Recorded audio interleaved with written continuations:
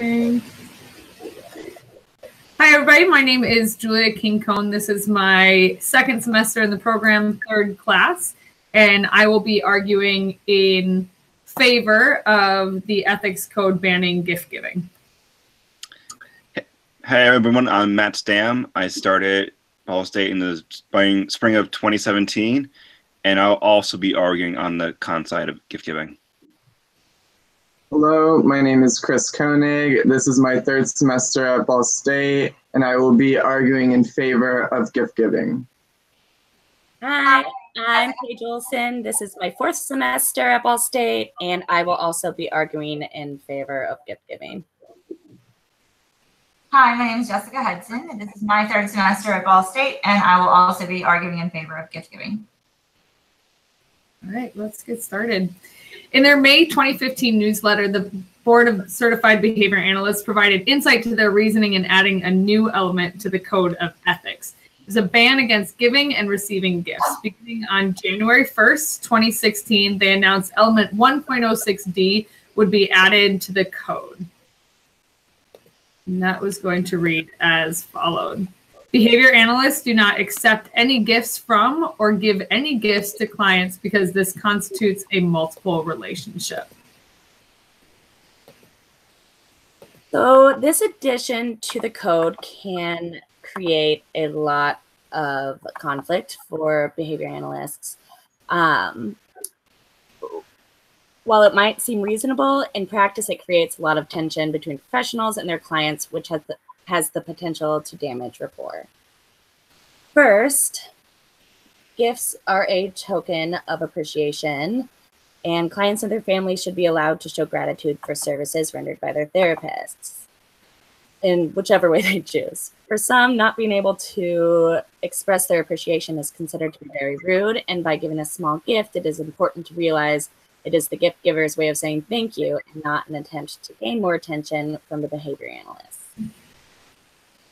It is also important to take the size of the gift into account. While most professionals would agree that a large, costly gift is unethical to receive or to give, the most common gifts that are given or that are attempted to be given are very small.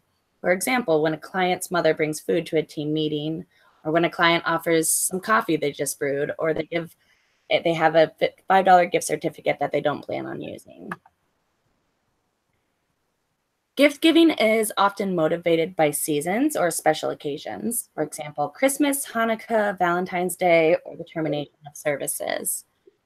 This will bring up some sensitive cultural issues related to which holidays a family celebrates and how they do so. In addition, gift giving is a social norm for many holidays. Any parent who has a child in elementary school will tell you that it is almost expected to get their child's teacher a small gift, and it can be confusing for the parent to understand that you cannot accept a gift, especially when you're working in a school setting. Finally, turning down gifts can be incredibly culturally insensitive. For this reason, rejecting a gift can have negative effects on the professional relationship between the behavior analyst and the client and the client's family. This, in turn, can hamper the client's right to effective and therapeutic services. For example, if a parent brings food that is rejected, it can be and has been portrayed as offensive enough for the parent to stop participating in team meetings or communicating with the behavior analyst. In the field of ABA, we spend a lot of time building rapport and trust with the families we work with. A small gift should not be something that interferes with a child's progress. Despite the fact that element 1.06D already covered that any forms of entering into multiple relationships with clients must be avoided, the board felt the need to create this additional requirement specifically referring to gifts, underlining that such gifts could be as small as gift cards and food or as extensive as vehicles and housing. While this addition to the Code of Ethics may seem culturally insensitive or too harsh a restriction to place on clients and analysts, it only aims to protect both parties from a potentially exploitative relationship where only a professional and a therapeutic one should thrive. The practice of giving gifts is incredibly complex, but in reference to applied behavior analysis practitioners, we are arguing that gift giving should be avoided based on the following 5 points. First and foremost, the Board of Certified Behavior Analysts created the Code of Ethics as a complete set of guidelines to govern all of its practitioners in order to protect both the providers and recipients of ABA services. Therefore, it should not be treated as a buffet menu from which analysts and technicians can pick and choose the rules they want to follow. By breaking 1.06D, practitioners undermined the entire code by creating a slippery slope of which codes should be followed and which can be ignored, fostering an environment where other ethical missteps beyond giving and receiving gifts can thrive. Second, the exchange of gifts can hamper the objectivity of the ABA practitioner who may feel pressured to give preferential treatment to the client after a gift has been given. This preferential treatment could come in the form of allocating more therapy time to a client over others, scheduling more experienced therapists to work with the client versus newer therapists, or improving the general quality of therapeutic environment for one client in the form of more resources or better materials, while other clients are given more standardized basis of care. An additional affront to objectivity will stem from gift giving if multiple relationships are formed between ABA providers and the client. The acceptance of small gifts like gift cards or chocolates can encourage larger gifts like housing or transportation and continued interaction with the client and his or her family outside of the therapeutic context. For example, invitations to dinner or birthday parties or sporting events. Therapists who work directly out of a client's home are particularly susceptible to these types of dual and multiple relationships forming and should take extra care to guard their objectivity, even if it means turning down a gift card to a favorite coffee shop or restaurant. Finally, it will be argued by those in favor of gift giving that it can be incredibly culturally insensitive to refuse a gift. However, the myriad of cultural differences when it comes to practice of giving gifts is incredibly dense and complex. For some, it is a simple gesture to make a guest in a home feel welcome, while for others, it binds and obligates the gift giver to the gift receiver. ABA practitioners are scholars of behavior, not of cultural anthropology. They should not be expected to be able to interpret each gift and what it means to their culturally diverse client base. So I want to back our pro in favor of gift giving statements by first saying, according to the Oxford English Dictionary, the word gift is defined as something the possession of which is transferred to another without the expectation of recipient receipt of an equivalent, a donation, or present. Motivation for gift giving should be altruistic, meaning nothing should be expected in return. If you were to provide a service for someone and they wanted to show their gratitude, they should be able to provide a gift that does not hold personal value or is not of high materialistic value. A study done by Gatewood and Driver showed evidence that recipients of gifts showed stronger gratitude when they perceived the giver sincerely expected little or nothing in return. There should be nothing wrong with the family giving a behavioral analyst a gift such as a cheap pencils or pens, a stack of black blank printer paper to accommodate for the materials needed to print off behavior data sheets, graphs, and skill acquisition sheets, as long as the intention is altruistic. Gift giving is also something that is related to the release of happy neurochemicals. Gift giving has been scientifically proven to release endorphins and dopamine. These chemicals are linked to your brain's reward system, giving you that happiness feeling. A study conducted by Harborough, Meyer, and Bergall recorded neuroactivity of how participants were splitting a $100 bill between themselves and a charity. Results showed that giving in the form of charitable donations is adherently rewarding. Another statement that we wanted to bring up was that the contents of the gift should also matter.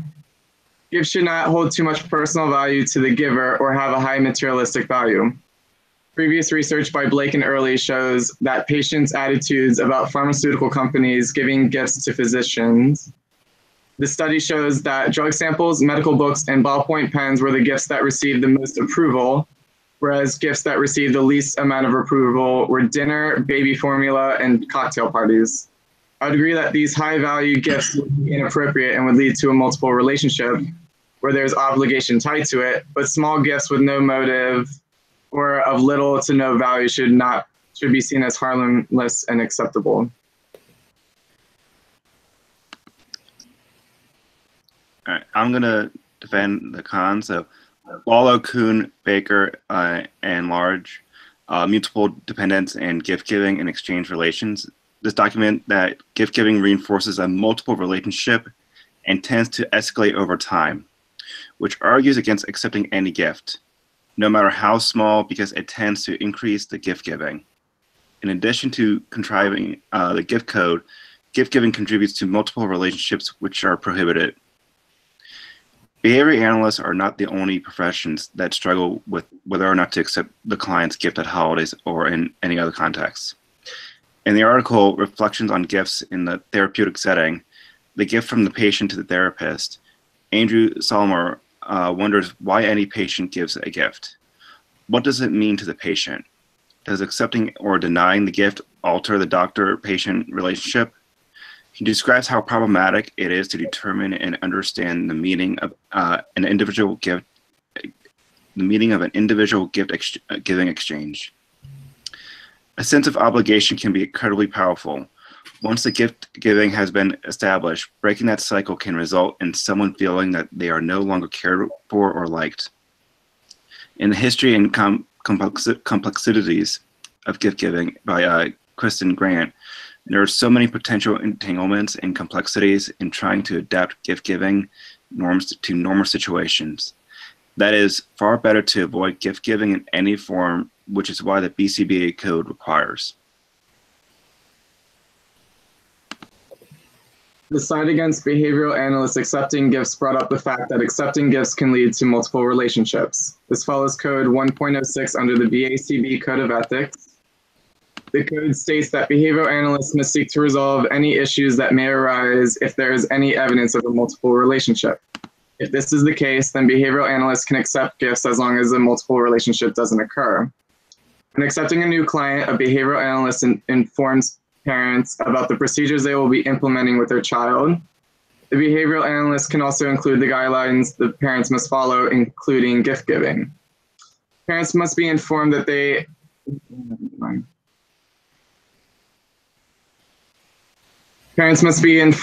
are not allowed to present the behavioral analysts any personal or high-quality gifts.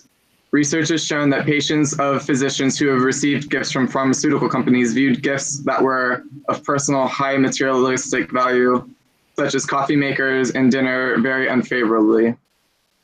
Patients were most likely to approve drug samples, medical books, and ballpoint pens.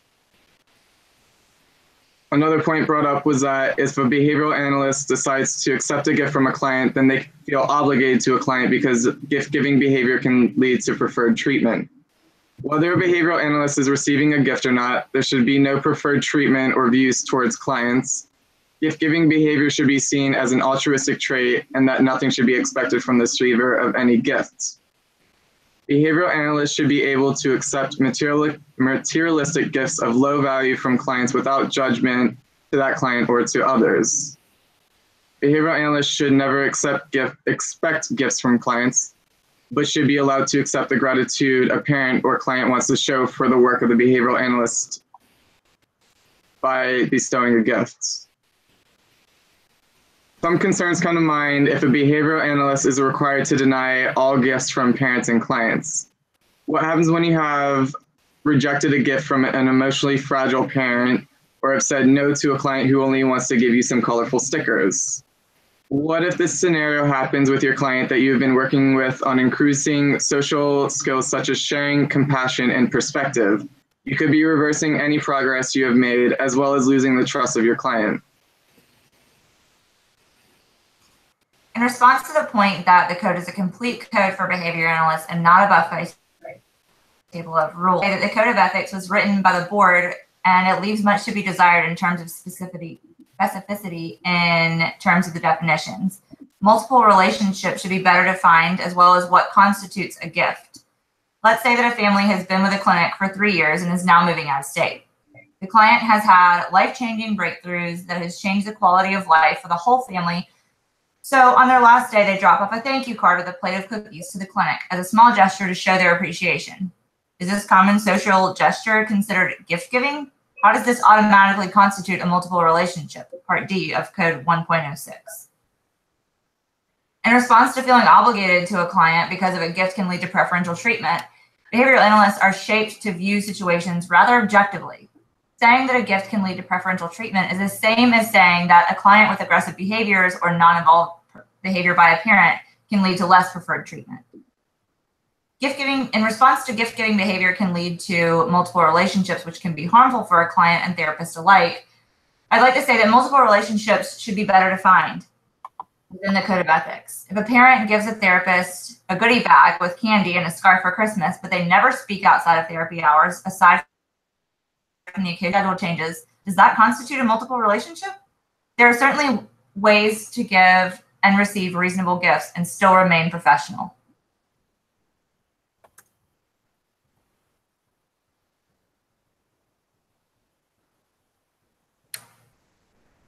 Go ahead, Julia.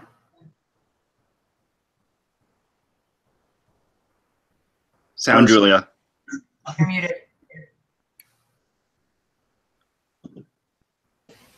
There you go. Those arguing in favor of gift giving and receiving behavior have based their stance on 4 main points. 1, that clients have a right to show their appreciation in whatever way they choose. 2, that the value of the gift should be used to determine whether receiving the gift should be an ethical violation. 3, that the contextual or seasonal appropriateness of the gift-giving behavior should determine the ethical nature of gift-giving, receiving, and gift-receiving behavior.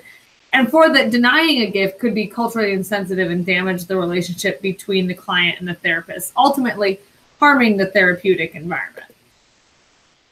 In reference to the client's right to express their gratitude for services provided, while the Code of Ethics outlined by the BACB outlaws gift giving and receiving behavior, it does not outlaw gratitude. We argue that more work is simply needed from the standpoint of the therapists and the agency they work with in preparing clients and their families on ways to express gratitude in ways that do not ethically compromise the therapist involved. It may feel presumptuous for a therapist to let a family know that how they can thank them in the future before services are even rendered. However, a simple conversation during client intake or even a written document in the intake package for a new client could explain that therapists and their supervisors are not able to accept gifts at any point during the time that they are providing ABA services. The explanation could specifically reference the code, explaining that by not engaging in gift-giving behaviors, clients and their families are helping practitioners to strive for the highest levels of integrity and the ethical excellence in order to better serve the clients and the community. This communicative antecedent intervention before the gift-giving behavior has even occurred would help therapists to avoid the uncomfortable consequence of denying a gift after it has already been given. By proposing that ABA practitioners could wait until a gift has already been given and deny or accept it based on its value, the team arguing in favor of relaxed gift-giving restrictions is actually suggesting a far more awkward and potentially damaging denial by the therapist to the gift giver. While accepting a $5 cup of coffee may seem like less of an ethical violation than accepting a $500 iPad, putting a therapist in a position to deny a very valuable gift that a client may have worked very hard to afford could be far more damaging than denying that original $5 cup of coffee. Once again, we propose that the antecedent modification of communicating with clients that any gifts, no matter their value, cannot be ethically received by ABA practitioners would be a better intervention than allowing the gift-giving behavior to continue on a case-to-case basis. Such an intervention would also help to keep practitioners ethically compliant during the times of the year when gift-giving is seasonally motivated, for example, Christmas, Hanukkah, Valentine's Day, etc. In addition to initially priming clients and their families to not engage in gift-giving behavior around these times of the year, an ABA agency could provide a template for a heartfelt thank you note if a client and their family would like to fill one out for their therapist. By providing the template, the agency would even be removing the pressure to spend money on a card. Client feedback forms could also be provided throughout the year where clients could express their concerns or gratitude for any services provided. Finally, while the team in support of relaxing the rules surrounding gift giving argues that refusing gifts can be incredibly culturally insensitive, We maintain that the complexity of different cultures when it comes to gift-giving traditions is far too complicated to navigate on a case-by-case basis. In his blog on business relationship, Neil Payne explains that gift-giving from Japanese and Chinese clients is expected to be reciprocated, and in both cultures, expensive gifts are normal and frequently expected. Giftopedia, a website dedicated to explaining gift-giving customs around the world, explains that with Indians, gifts should never be opened in the presence of the gift giver. Italians would be offended by gifts given in uneven numbers, and if a gift was not opened in the presence of the giver. Saudi Arabians would never present a gift with their left hand and would be offended if you did so. These sometimes stark and sometimes subtle differences in gift-giving traditions underlines the complexity that an ABA practitioner would have to navigate in an already very complicated field. We again suggest better communication between ABA therapists and agencies with their clients before gift-giving has even had the chance to occur as an optimal antecedent intervention to decrease gift-giving behavior. I'll go ahead and read the pro stater conclusion. The BACB code states, the BACB Code of Ethics states that behavior analysts do not accept any gifts from clients because this constitutes a multiple relationship. The term multiple relationship isn't defined in a way that lays down the boundaries for what is or is not acceptable in terms of gift giving. There aren't examples and non-examples of what constitutes as a gift, which leaves both parents and behavior analysts confused. Let's say a behavior analyst is recording data and their pencil breaks. Is a parent not allowed to give them a new one because it constitutes as a gift? What about if a behavior analyst works in the client's home and uses their bathroom? Is it considered a gift if the parent tells them to try their new scented lotion? These boundaries need to be clear and precise for both behavior analysts and parents to understand.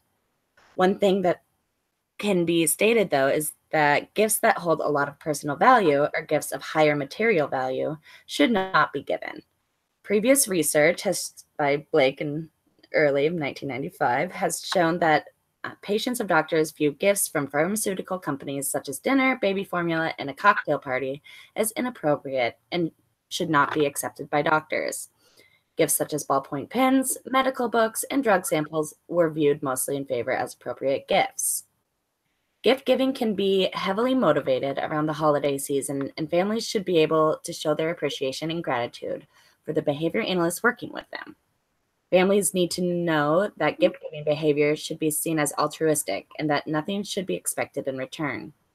Behavior analysts need to know that they should never feel obligated to a client or feel the need to give preferred treatment when they are given a gift. If a family's quality of life drastically improves because of the work of their analyst and therapy team, it is common in many cultures to want to express that appreciation. Families should be allowed to show their gratitude towards a behavior analyst by providing a gift of low material value and not personal to the family. Denying a token of appreciation may be off-putting to someone who has put a lot of thought and consideration into a gift, or who truly feels as though they have no other way to express their gratitude. Denying a gift may do more harm than good. Previous research has shown that social exclusion and rejection can lead to an increase in aggressive behaviors. It is better to accept a small gift, or rather accept a gift and not use it or throw it away, rather than reject a gift and cause a negative consequence. Rejecting a gift could also be disrespecting someone's culture, causing a rift in a relationship, and even potentially result in reduced services for the client because of the damage that was caused by the denial. So in conclusion, you should be proactive. Inform the clients at the start that no gifts will be received because the code absolutely forbids it. Be clear about it. Be clear about it yourself, so you do not stumble or stutter with your clients. You don't want them to feel like you are making exceptions or singling them out in any way that is inappropriate. And that's from should you accept gifts from your clients. This and other steps are proposed by Emile McClouch in her article, 3 Things You Can Do Instead of Accepting Gifts from Clients. Offer an alternative in an email alerting the clients about the no gift rule, offer them the opportunity to say something nice will give you feedback to you. Kind words are appreciated and can be very satisfying for the client and can give the therapist feedback on the services, which in turn can help them improve their professional work. And 4, give them a printed card that explains clearly the reasons why no gifts can be accepted. Cite the code sections and go into detail about the slippery slope of multiple relationships. The code is BACB 1.06D. Behavior analysts do not accept any gifts from or give any gifts to clients because this constitutes as a multiple relationship. 5, include a no gifts clause in the client/therapist contract. This is a legally binding document on the part of the parties, so any attempt to give a gift can be politely refused based on this contract. The code specifically forbids accepting gifts, as Turner, Fisher, and Luizel say in their article, towards a competency-based, ethical, and social valid approach to the supervision of applied behavior analytic trainees. BACB code and other ethical codes allow for interpretation and professional judgment, but not when it comes to sexual relationships with a client, fabricating data, plagiarizing, or accepting gifts. Thank you, everybody, for watching our debate. We appreciate the time that you spent joining us on this ethical debate on gift giving, and we cannot wait to hear your feedback. Bye. Hi. Okay, so I have bad news. What? That was only 26 minutes. Yeah, that's what I thought. Okay. But let me mark. I wrote down how much each section took. How long is it supposed to be? Like 35 to 40. 35 to 40, wow. Jeez. Talk a lot slower. Right? Yeah. Um, Talk slow and expressively. I'm going to go ahead and stop the broadcast.